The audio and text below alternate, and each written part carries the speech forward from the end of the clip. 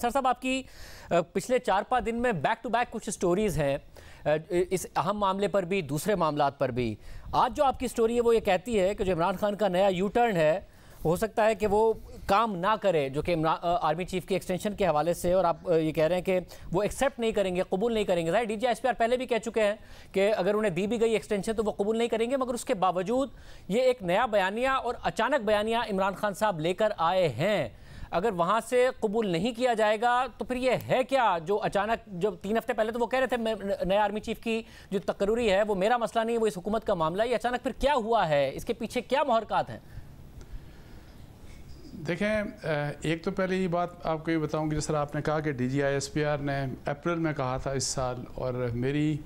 कल ही मेरी एक बड़े रिलायबल सोर्स से बात हुई और यही बात मुझे बताई गई कि जी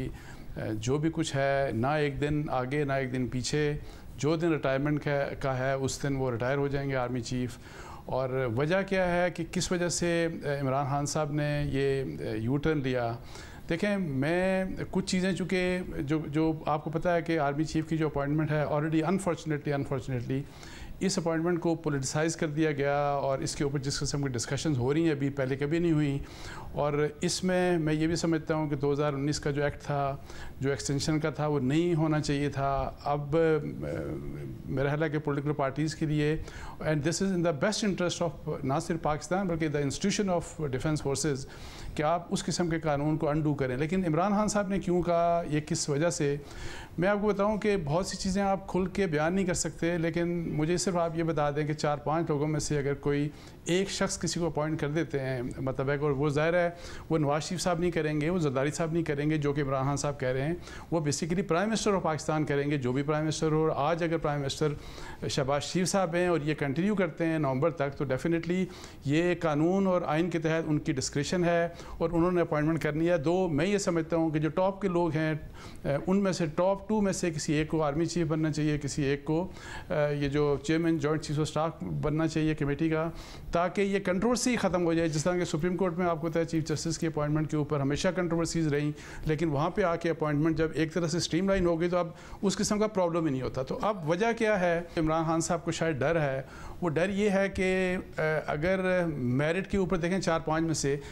हो सकता है कि इमरान खान साहब मेरिट के ऊपर अपॉइंटमेंट हो जाए, मतलब है कि टॉप 2, अब मैं टॉप 2 की बात कर लेता हूँ, हो सकता है कि वहाँ पे वो कंफर्टेबल ना हो, not because of any flaw or fault on part of the officers, लेकिन चूँकि इमरान खान साहब प्राइम मिनिस्टर रहे, उनका अपना एक इंटरेक्शन रहा बहुत से लोगों से रहा, तो मेरा ख्याल है कि ये जो सारे प्रेशर का मकसद ये है कि जी इस स्टेटस को वही वाली बात, जो एक्सटेंशन का नाम है नहीं ले रहे, लेकिन फवाद चौधरी साहब ने एक्सटेंशन कह दिया, उसको ज़ाहिर एक्सटेंशन ही होगी, because deferment is extension, otherwise तो कोई तरीका नहीं है उसको कि जी आप इसको आगे लेके जाएँ। सब अगर अब उनका कंफर्ट अगर नहीं है, और दरमियान में जैसा कि आपकी स्टोरी भी कह रही है कि शायद आर्मी चीफ भी तोसी को कबूल ना करें, मगर उसके बावजूद जब उन्होंने एक बात की थी जिसमें उन्होंने कहा था ऐसा आर्मी चीफ लगाना चाहते हैं, फिर हुब्बुल वतनी पर सवाल उठा दिया, मेरिट पर सवाल उठा दिया, उस पर ISPR का बड़ा सख्त रद्द-ए-अमल आया था। अभी जो उन्होंने नई बात की है इमरान खान साहब ने, इस पर आपके ज़रा क्या बताते हैं? क्या एक बेचैनी है, क्या इस वक्त माहौल है?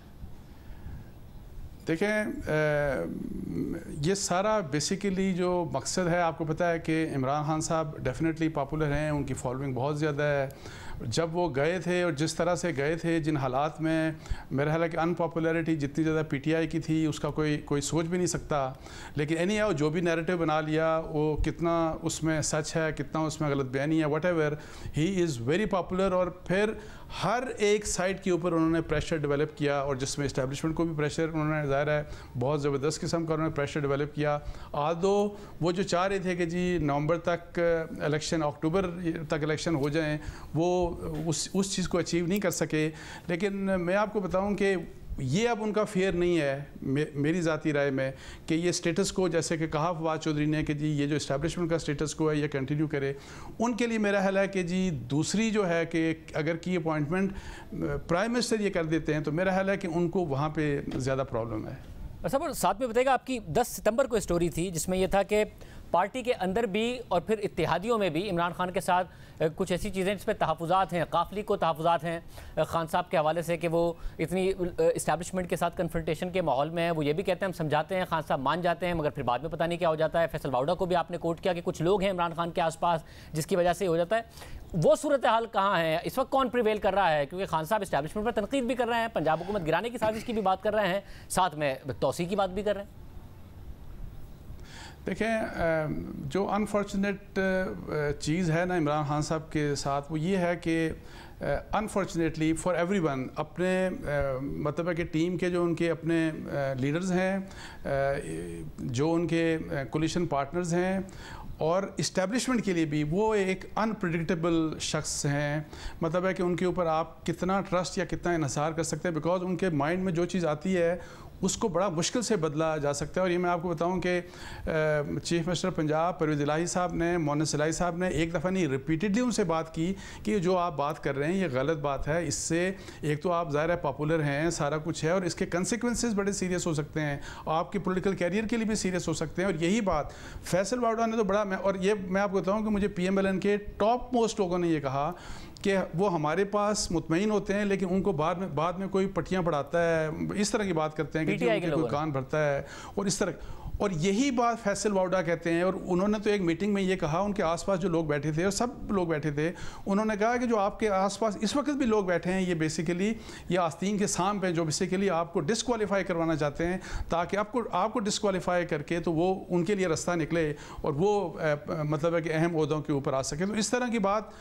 ہے. لیکن انفارچونیٹلی ایک تو خٹک صاحب، میں آپ کو بتاؤں پرویز خٹک صاحب کافی باتیں کرتے رہے ہیں اور سب سے ووکل ابھی تک بھی ایز آف ٹوڈے بھی فیصل واؤڈا ہیں. کچھ اور لوگ بھی ہیں. ویسے آپ انفارملی بات کریں تو میں آپ کو بتاؤں کہ بہت سے ان کے جو بڑے لیڈر ہیں نا وہ یہ کہتے ہیں کہ عمران خان صاحب کو اس طرح کی بات نہیں کرنی چاہیے، بیکاز وہ بہت سی جو باتیں کرتے ہیں نا، میں آپ کو بتاؤں وہ ان کا اپنا مطلب ہے کہ ایک سوچ ہوتی ہے، ضروری نہیں ایک ایویڈنس کی بنیاد کے اوپر نہیں کرتے. جس طرح سازش کی بات کر دی، آپ کیا اس کے اوپر ایویڈنس تھا کہ نہیں تھا؟ اور پھر بہت سے مشورے فرض کریں اسٹیبلشمنٹ، آپ کو پتا ہے 18 میں کس طرح سے آئے تھے. اگر اسٹیبلشمنٹ نے آپ کو کہا یا مشورہ دیا کسی نے کہ جی بزدار صاحب کو آپ ریموو کر کے کوئی اچھا چیف منسٹر لے کے آئیں، تو اس کی انٹرپریٹیشن کیسے کر دی؟ اور پھر یہ جو ابھی جو چیف الیکشن کمشنر کے بارے میں بات کرتے ہیں تو یہی جو پی ایم ایل این والے کہتے ہیں نا کہ نام لیں، وہ بیسیکلی اس لیے نام نہیں لیتے کہ اب ان لوگوں کے اوپر جن کے اوپر بڑا انحصار کرتے تھے عمران خان صاحب، اور جو ان کے بارے میں بھی اب اس قسم کی باتیں کر رہے ہیں کہ ایز ایف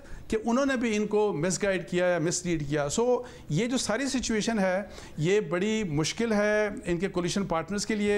ان کے اپنے پولیٹیکل لیڈرز جو ہیں، جو ان کے ایم این ایز وغیرہ ہیں، وہ اس لیے آپ کو پتہ ہے کہ ایک حد سے آگے نہیں جاتے، بیکاز ان کو یہ پتہ ہے کہ عمران خان صاحب کے ساتھ الیکشن لڑیں گے تو وہ الیکشن جیت جائیں گے. وہ سوچ انفارچونیٹلی اس حد تک محدود ہے، اور ایک حد سے آگے آپ عمران خان صاحب کے ساتھ ڈسکشن نہیں کر سکتے.